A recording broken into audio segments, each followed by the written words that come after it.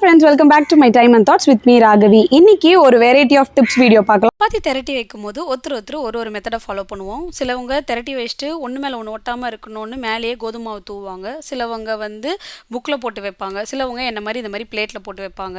உடனே போட்டிங்கன்னா ஓகே, கொஞ்சம் லேட்டாக சப்பாத்தி போடுறீங்கன்னு பார்த்து இந்த மாதிரி எல்லாமே மொத்தமாக ஒட்டி சொதப்பிடும். ஸோ திருப்பி அதை பிடிச்சி மாவாக்கி ஒன்று ஒன்றா திரட்டுறதுக்கு டென்ஷன் ஆகிடும் இல்லையா? அப்போது இந்த டிப்ஸை யூஸ் பண்ணிக்கோங்க. ஃபஸ்ட்டு கல்லை நல்லா ஹை ஃப்ளேமில் வச்சு செம்ம சூடாக்கிடுங்க.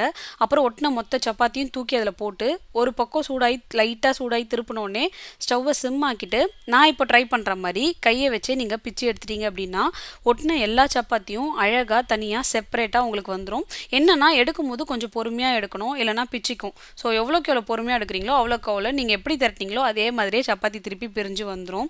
அப்படி சூடு கை பொறுக்கலை அப்படின்னா இந்த மாதிரி தோசை திருப்பியை வச்சு கூட நீங்கள் ட்ரை பண்ணலாம். தோசை திருப்பியில் அழுத்தி பிடிச்சிக்கிட்டு இன்னொரு கையால் எடுத்தீங்கன்னாலும் ஒட்டின சப்பாத்தி சூடு பட்டினோடனே தனித்தனியாக வந்துடும். ஸோ வீட்டில் உங்களுக்கு சப்பாத்தி ஒட்டிக்கிச்சுன்னா இந்த மெத்தடை ட்ரை பண்ணி பாருங்கள். கண்டிப்பாக என்ன தேங்க் பண்ணுவீங்க. ட்ரை பண்ணி பாருங்க. டிப்ஸ் பிடிச்சிருந்தது அப்படின்னா வீடியோக்கு ஒரு லைக் மறக்காம கொடுத்துருங்க. தேங்க்ஸ் ஃபார் வாட்சிங். See you soon.